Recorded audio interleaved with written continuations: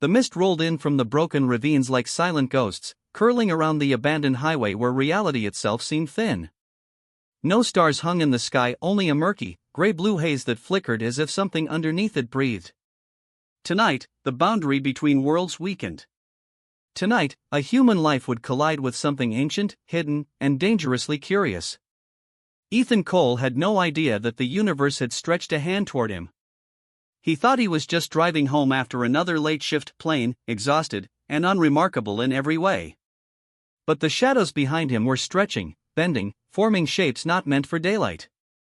And one of them carried a message.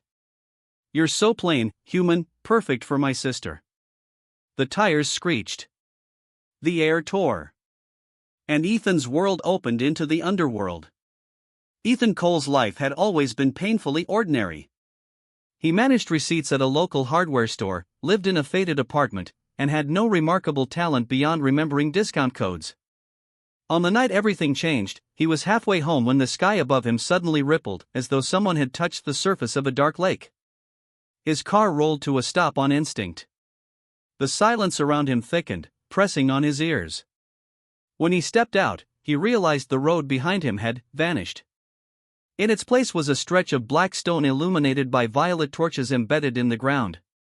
Shapes began materializing. Cloaked figures. Eyes glowing like burning coals. And then, someone stepped forward. Tall. Elegant. Inhumanly composed. His hair fell like liquefied obsidian over his shoulders, and his skin held a faint metallic sheen, cracked with glowing veins of blue fire. "I am Varos," the man said, voice low and vibrating with power.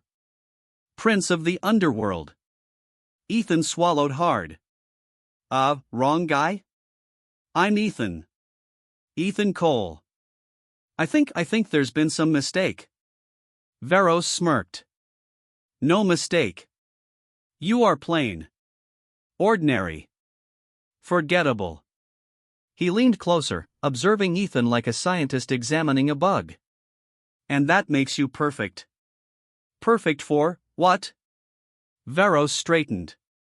"My sister." Ethan blinked. "Your sister?" "Her name is Nimra," Varos said. "Raised in the deepest realm. Shaped by darkness, sheltered from light. She has never spoken to a human. She knows only power, flames, and shadows. She needs someone who will not fear her. Someone simple. Someone like you." Ethan felt his heartbeat hammering. "I'm not sure you've met humans before, but this isn't a matchmaking agency. I just wanted to get home." "You entered our breach," Varos replied coldly. "And now you must meet her." The prince gestured with one hand, and the stone beneath Ethan glowed. Gravity twisted. Ethan staggered as the world blurred, the torches stretching into streaks of purple flame. A whisper echoed in his skull. "Do not be afraid of her. She has never known gentleness. You will show her." And then Ethan felt himself falling downward, deeper, into a darkness that breathed warmth like a living creature. At the very bottom of that darkness, two eyes opened. Bright. Silver. Curious. They were hers. Ethan woke on a platform made of obsidian glass, warm beneath his palms as though it had a heartbeat. He pushed himself up slowly. The cavern around him was breathtaking, stalactites glowing with silver fire, rivers of molten crystal flowing like liquid moonlight. Everything was strangely beautiful. And terrifying. Then he felt her presence. Nimora. She emerged from the shadows like a flame-taking shape. Her hair shimmered like strands of glowing ash, her skin patterned with faint runes pulsing softly. She moved with a predatory grace, but her eyes, the silver ones he'd seen glowing in the dark, held something he didn't expect. Curiosity. "You are the human," she said, her voice smooth but cautious, like someone unused to speaking softly. "My brother said you were plain." Ethan exhaled shakily. "That's becoming a theme tonight." She circled him, examining him. Not touching, but close enough that he felt waves of heat radiating from her. "Plainness is good," she murmured. "I grew up surrounded by things made of fire and nightmares. Nothing here is ever still. Nothing is ever gentle. But you, she paused, searching for words. You look like silence. Ethan didn't know whether to laugh, panic, or thank her. Nimra's expression softened for a fleeting second, almost vulnerability. I do not know how to speak to humans. Varos says I must learn. That my destiny is tied to your world. So he brought you. Against my will, Ethan muttered. Underworld destiny rarely asks permission. A tremor shook the cavern, deep, resonant, ominous. Nimra's eyes sharpened. He comes. Who? The Warden. He believes humans are a threat. If he finds you first, he will erase you. Ethan paled.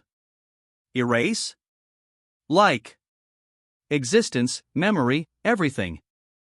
Nimra grabbed his wrist, her touch burning but protective. Stay close to me. Together they ran through winding tunnels as the ground shuddered behind them. The Warden's roar echoed like metal grinding on bone. Ethan stumbled. Nimra caught him effortlessly, pulling him behind her. You fear death, she whispered, but you came anyway.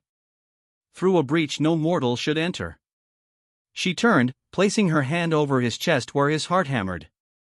You call yourself plain, but this courage is not plain. Ethan met her eyes, and for the first time, she didn't look like a creature of the underworld. She looked like someone who had been alone too long. The Warden's massive form burst into view. Nimra stepped forward, flames erupting from her hands. No one touches what is under my protection, she said. The blast of fire lit the cavern like a newborn sun. When the dust settled, the Warden lay defeated. Nimra turned to Ethan. Her expression was soft, almost warm. Plain human, will you return to your world? Ethan shook his head slowly. Not yet. Why? Because someone here needs me. Her breath caught. And when she smiled, small, uncertain, radiant, the underworld itself glowed brighter. For the first time in centuries, Nimra was no longer alone. And Ethan Cole discovered plainness had never been a weakness. It had been exactly what someone raised in darkness needed.